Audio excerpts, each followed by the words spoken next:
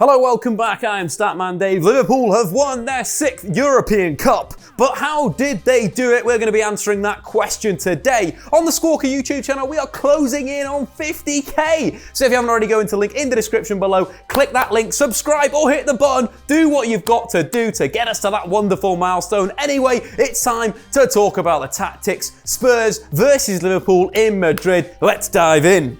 So first up, we're going to be talking about formations. Liverpool started the game in Madrid in a 4-3-3 and Spurs lined up in a 4-4-1-1. The interesting team selection was, of course, Harry Winks in central midfield. Harry Winks has been injured recently and been thrust back into the side. For me, this was Pochettino's first mistake of the game. Harry Winks is a very square player, likes to move the ball from side to side, which played completely into Liverpool's press and their sort of team and how they do everything. It was a poor team selection from Pochettino. But in terms of their setup as well, the back four was as expected. You had Trippier, you had Rose at fullback, Alderweireld, Vertonghen, Hugo Lloris behind them. Sissoko partnered Winks in midfield. Eriksen started on the right-hand side, Son on the left-hand side, Dele Alli just off Harry Kane. In terms of Liverpool, they set up in a 4-3-3. Of course, Roberto Firmino did make the final and started up front with Mane and Mohamed Salah. The midfield three again was expected. Wijnaldum, after his 2 goals in the semi-final, started in midfield with Fabinho, Jordan Henderson, and the back four and the goalkeeper. The back five for Liverpool just doesn't change.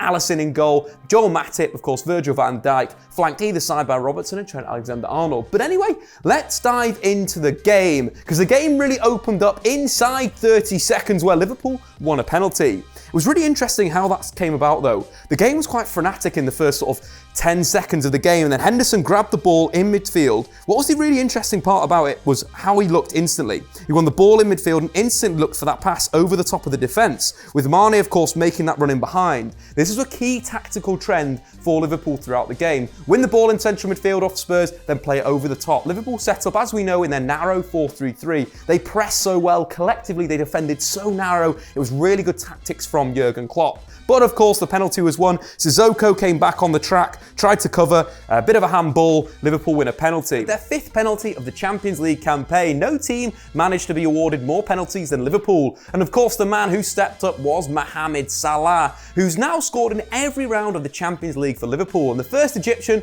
to score in the final. But the key part of this was, of course, the trend, as we mentioned before. Spurs were so nervy on the ball in that first half, and we saw time and time again that Liverpool won it. They looked for that ball, the direct ball into the striker's feet or the direct ball over the top. Inside, I think it was around 6 minutes, the loose ball was recovered in midfield by, of course, the main man. Fabinho had a really good game defensively. I think there was one moment where he got nutmegged, but the rest of the game absolutely flawless. He won the ball and then directly played to, of course, Mane's feet. The interesting side of this game was Firmino was operating a little bit more on that left-hand side. He was covering Mane, covering Salah, and it was really interesting to see the Brazilian work hard, even though he didn't have an injury. But that was the key tactical trend, get the ball and play forward. It's sort of shown by Jordan Henderson's stats, who had a really good game for Liverpool. He completed the most passes in the final third for them and won the most tackles. And his job that he did on Harry Winks was absolutely brilliant. Every single time that Spurs were in their sort of build-up shape, pretty much either sitting with a 2-2, 2 centre-backs, 2 defensive midfielders, or a 3-1 if one of them had dropped, every single time Henderson was on his back instantly.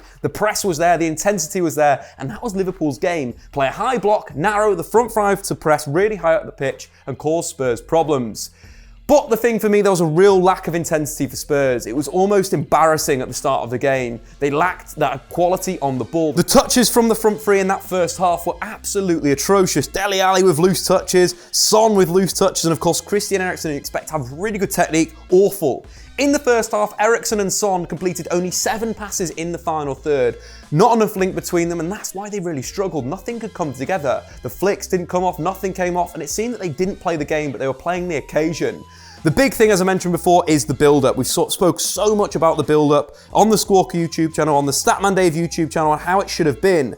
The really frustrating thing for me was that Spurs didn't build with 3 players. We mentioned it over and over again. Build with 3, play through Liverpool's lines. If you have those 5 players in that deep position, you can play through Liverpool's press. And we saw it at Anfield in the second half for Spurs, and they didn't do that. They frequently were building with, the 2 guys back there, and Liverpool just forced them long. In terms of passing combinations for Spurs, it really really painted a story. The top one was Vertonghen to Alderweireld, the second one was Alderweireld to Vertonghen, and the third one was Lloris to Vertonghen. You just saw this to Lloris, then back again, and there was no penetration from Spurs. And I kind of think Harry Winks was a bit of a problem there. He didn't make an interception, didn't win a tackle, and he completed 6 passes in the final third, and the entire time he was on the pitch. And his passing is far too sideways. He receives the ball, as we mentioned before. He had so much pressure on him from Henderson, who did a really good job in that shuttling role. Henderson looks like so much of a better player now. He's played a little bit higher up the pitch, not in defensive midfield. But it was always square, always sideways, or to Sissoko. So what that'd be was, as soon as that pass was made, Liverpool would turn it on and the press would come in there.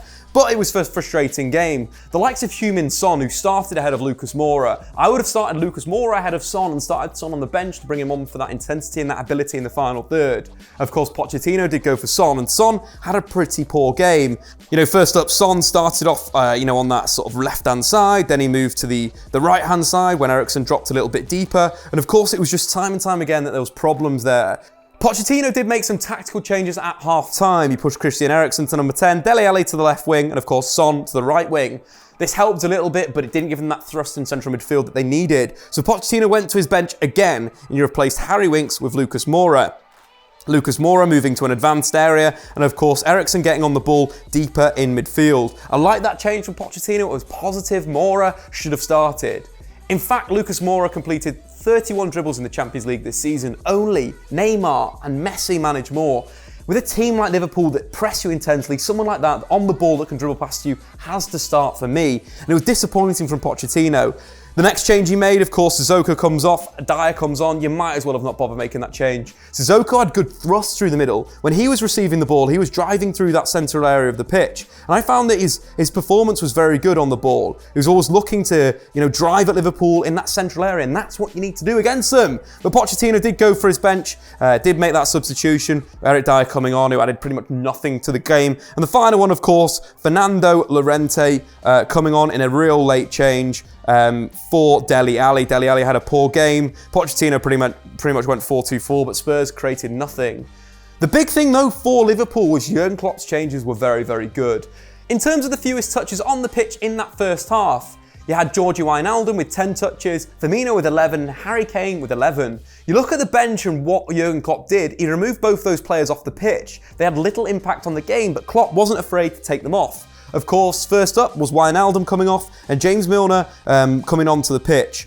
Again, a good change. The shape slightly twitched as well when Origi was introduced. So Origi came on for Firmino. Liverpool changed their shape. It looked like they were a bit more of a 4-4-1-1. You had the likes of Mane dropping into midfield. You had Milner playing on the flank. Liverpool sat back.